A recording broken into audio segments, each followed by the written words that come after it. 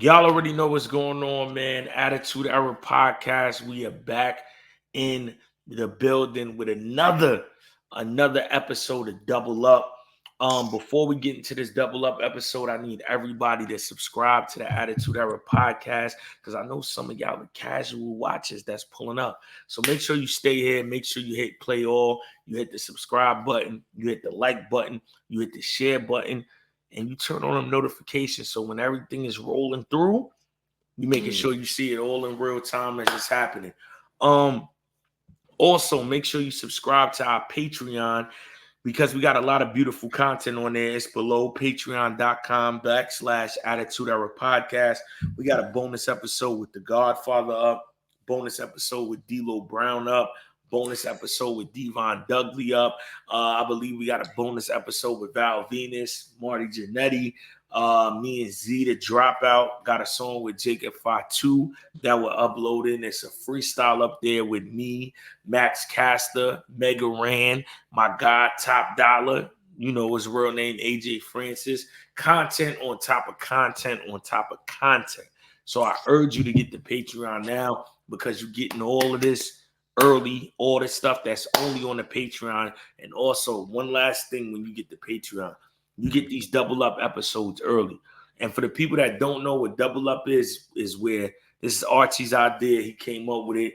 Me and HP said we gonna run with it. It's where we take two characters that was on two different wrestling promotions, prominently Monday Night Wars, WCW, WWF at the time, now WWE. We compare them. We go through the pros and cons of each character, and then we all come to a decision on which character is better, and we hang their Raptors up in the jersey. We hang their jersey up in the Raptors. Pardon me. So stuff. But we have done Scott Hall versus Razor Ramon, Kevin Nash versus Diesel, X-Pac versus 6 versus 123 Kid, and we've also done Big Show versus Big Show. Well, it's the Big Show. Where's and the now, giant? for episode 5, we have Lex Luger on Double Up.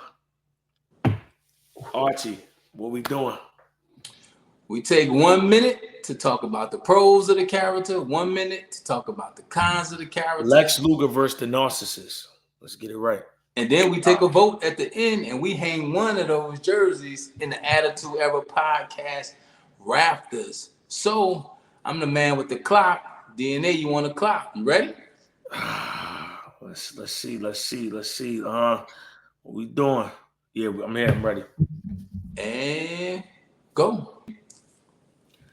The Narcissist. What can I say about the Narcissist? Well, first of all, Lex Luger, because this is two different characters. Lex Luger was my favorite wrestler. The Narcissist I learned about later. But the Narcissist, great character. As Hulk Hogan left the WWE, they needed a replacement. They used the Narcissist as the replacement. So they rolled out the red carpet to him. They had treatment. You had the Narcissist company bus truck. You had the Lex Express. The Narcissist was a Royal Rumble winner, the first co-Royal Rumble winner. The Narcissist body slammed Yokozuna. He beat Yokozuna, even though it was a count out. He still was able to get a W on the champion, which is a great thing. The metal plate added a little edge to his character. He was beating people with the plate, finishing them. You know, it's kind of like he's almost like a superhero with the bionic arm. So the character was there, and it just defined what you looked at as wrestling. Just a strong guy, you know what I mean, almost having his way in the ring. Boom. There you go. All right. It's my turn. So for me, I got you. When I was a kid, the Narcissist was the first wrestler I looked at and said, yo, what is this? And who is this? I remember him stepping on the stage in the purple and the silver. I remember him looking in the mirror, and I was like, what's this about? And that intrigued me as a kid. Like I said, DNA is one of your favorites as a kid. As a kid, he was one of my favorites because he was eye-catching, he was appealing. I could think of 3 buses in my life I remember. The Publishing Clearinghouse bus, the John Madden bus, and the Lex Express. This man had his face plastered on a bus that drove across the country because he was supposed to be the next man in line because he was popular. He could wrestle. He looked the part. He played the part. And he had some big moments that made sense for him to be the man next in line. And that's what I liked about the man in WWE/F. HP, you ready? You ready? Yeah. And go.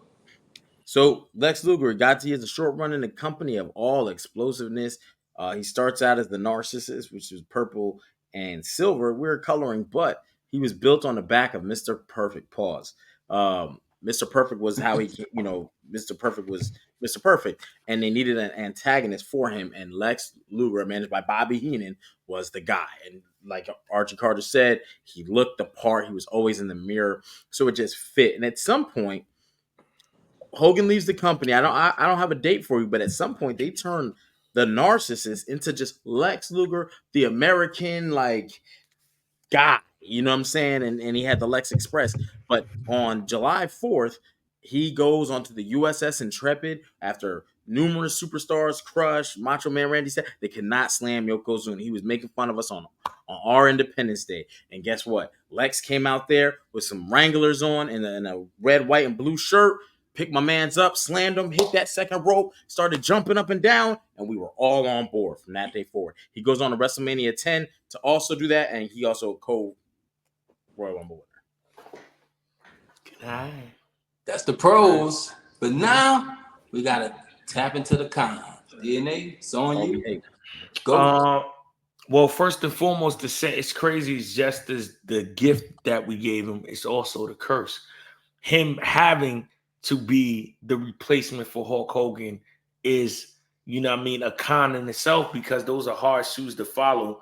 And as you can see, he didn't follow them, because I feel like when you are put up to be the replacement of somebody else, you're also falling in their shadow, and it's hard steps to climb that I don't think the Narcissist character was able to climb. I also feel like a con was him beating Yokozuna, who is the current champion, to a count out instead of actually winning the belt. It was just like, what was the point of him actually winning the match? Also, a con for the Narcissist was he never had any gold around him. He never got an Intercontinental title. He never got a world title. He never got a tag team title. Also, he's probably one of the few Royal Rumble winners that did not go on to win the belt at WrestleMania or main event. Good night. All right. And I got it. The Narcissist did not win any gold. A lot of times in sports, we say he needed a ring. He needed a championship. And Narcissist did not get that. The run was great. Wasn't long, but one title win would have been awesome to solidify his time in there and solidify him being the man chosen to be the next Hulk Hogan. Like HP said, he went from the purple and silver to the red, white, and blue. Hogan was, I'm a real man. So he was branded as the next, and I think he got to the mountain, but he didn't get to step up top and reign because, again, he had these highlights. He had these huge moments, but he did not have the one highlight and the one moment that I think would have probably changed his career and his time in the company, and that's winning gold. Like my man Scott Hall said, gold around my waist, gold around my fingers, gold around my neck, and Lex had none of it. HP, it's on you. Go. All right, so Lex has a short time in the company, January 1993, and by September 1995, he is gone. And a part of that is, he wins these matches, but when he got that count-out victory at SummerSlam over Yokozuna, okay, he got a win. Okay, cool, right? But a couple things about that. One, you had the locker room come out and pick this man up pick him up on his shoulders like he really won the title. So that just looked foolish. It was almost like they changed the match midway through, but they didn't inform everybody. So all these superstars go out there and whatever, right? Then on top of that, there's no rematch. There's no let's get I deserve my shot. I beat, none of that. So it was almost like, we fell short, which makes me wonder about this. He wins the Royal Rumble as a co-winner with Bret Hart. Did he really fall out? at the same time on purpose, or was it planned, or was it an accident? Because Bautista and John Cena did that, and they made sure to fix it right there. So I thought that he just buried himself somehow, lost in the sauce. Those are the pros and cons of the narcissist. And one Monday night, this man showed up on WCW Nitro. Pros and cons, DNA. Let's Lex go. Luger. Well, there you said it. The pro about Lex Luger is he's the first person to start the Monday Night Wars. Popped up in the middle of the Minnesota Mall on Monday Nitro, the first televised Nitro, and my oh my was that a bang. The Narcissist is also a the Lex Luger is a 5-time United States champion. Lex Luger also beat Hulk Hogan for the belt and put that gold around his waist with the torture rack. Lex Luger also won the tag titles. Lex Luger also had a magnificent run as part of the NWO Wolfpack with Kevin Nash along with others. Oh, don't turn your back on the Wolfpack. You might wind up in a body bag. Lex Luger, just the total package. This character is literally, I just feel like a staple and a character that you cannot erase with all the accolades. And time. Good night. All right. When I think about this run in WCW, it's 2 words that come to mind. Torture rack. Torture rack. The torture rack was one of the most incredible feats of strength and things I remember seeing in wrestling total, because Lex didn't look as big as some of these men he was picking up and putting in the torture rack. And again, like DNA said, he finally got the gold multiple times. And he looked good in it. He looked good in that NWO shirt. He looked good in the gold, and he had a great run in WCW. Again, but for me as a kid, he was just like polarizing. That's the word they like to say, right? He popped off the screen, and for some reason, that character and that man always was good in my book. I actually got to meet Lex Luger one time at a convention I was at, and just as cool as he was on TV to me, he was cool in real life. And that's all I got to say about the man in WCW. HP, so on you. You ready? Absolutely. Go. So Lex Luger, right? He's a 2-time WCW World Champion, 5-time US Champion, and a 5-time Tag Team Champion. So he was able to do it all in WCW. He did it in the 80s, 90s. He has a US title win over Barry Windham in 88 in November or July, actually. I'm sorry. Over 88, 87, 89, he gets another run. 90, he gets another run. And then he's winning a world title, even though it was short, in August of 97, beating Bret Hart. So I'm beating Hollywood Hulk Hogan, and then he loses to Hollywood Hulk Hogan. He also has wins against Scott Steiner with the tag titles. He's got Barry Windham. He's got the Giant. He's got Sting. He's got a plethora of major stars that he's winning titles with or defeating or having matches with. He is a staple to WCW. And when you say WCW, 3 names or 2 names come to mind, and he is one of them. Those were the pros, and now we got to get to the cons. DNA, it's on you. Lex Luger. The cons was, even though he did win the title versus Hulk Hogan, the reign was short. It was only a 5-day reign. So it kind of didn't give, like to just do that, you won the title over Hulk Hogan, because it got returned right away. Also, I feel like at the same time, though, I loved him inside the Wolfpack, but I feel like as the NWO saga continued and started to progress and became this big thing, he got lost in that storyline to where he never held his own and could stand by himself. He got overshadowed by Kevin Nash, overshadowed by Hulk Hogan, by Sting, to where he just blended in. And even some of his United States champion runs, they were short. He lost the belt quick. Even with Bret Hart, I think he won it, and the turnaround time to him losing it was like 3 days. He won it on Nitro, lost it on Thunder. And even the same thing with the tag titles a couple times. So it was like, even though he had gold around him, the reigns was short. All right. I kind of got to piggyback off that. I think him winning gold was fantastic. I think it was exactly what he needed, but I think he needed that in the WWF/WWE. And I would have enjoyed seeing him be champion there, even though the WCW runs were good. Another thing DNA said, he was always attached to somebody. The beginning of his career, he was a horseman. Throughout his careers, 10, maybe 15 plus factions at some point he was attached to. So the standing alone on his own in WWE/F with gold would I think would have solidified him really as a singles contender versus the goal he did win, which is not a slight on him. It just was again short range, hot potato in the title, and I think it just happened. No, wrong time, right place, wrong time kind of deal. And that's the only cons I have. But again, Lex Luger, one of my favorites. Narcissist, one of my favorites. And this is not going to be an easy decision for me. So HP, it's on you. Cons, WCW, Lex Luger.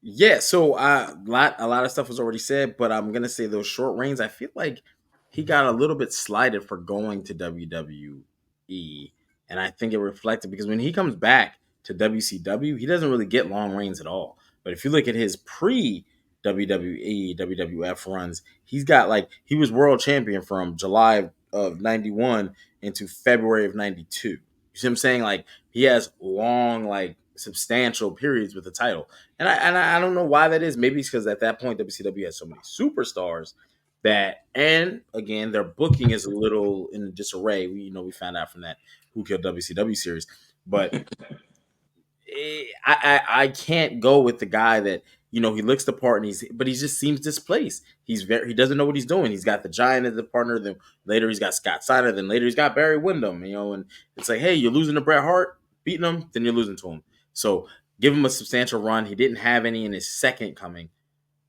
Pause. All right. That's it. We did the pros, we did the cons, we did the pros, we did the cons. Fellas, you know what time it is. It's time to make a vote and hang a jersey in the rafters. DNA.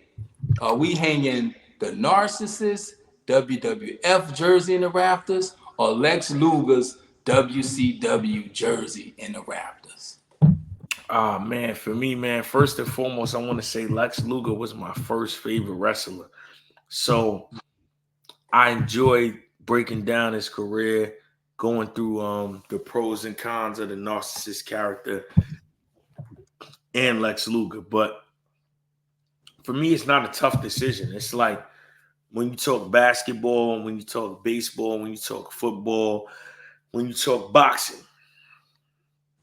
and when you talk wrestling, it all comes down to the gold. Mm. And who had the gold? Lex Luger. Lex Luger was a 5-time United States champion, 2-time world heavyweight champion. I'm not sure on the tag team title reigns, but he had that too. So he's literally a triple crown winner in WCW. And he has no belts in WWE. So that alone gives me that. Also, the most memorable moments I think of the torture rack to Hulk Hogan. Everybody comes out of that WCW roster and puts him on top of their shoulders and lifts him up as he wins the belt. Memorable moment. Lex Luger going to not the dark side because the Wolfpack was faced, but being a part of NWO was something so far-fetched that's why I believe it worked. Like, that's impactful. We're always going to remember that. The torture rack, that move is impactful. Total package, the name.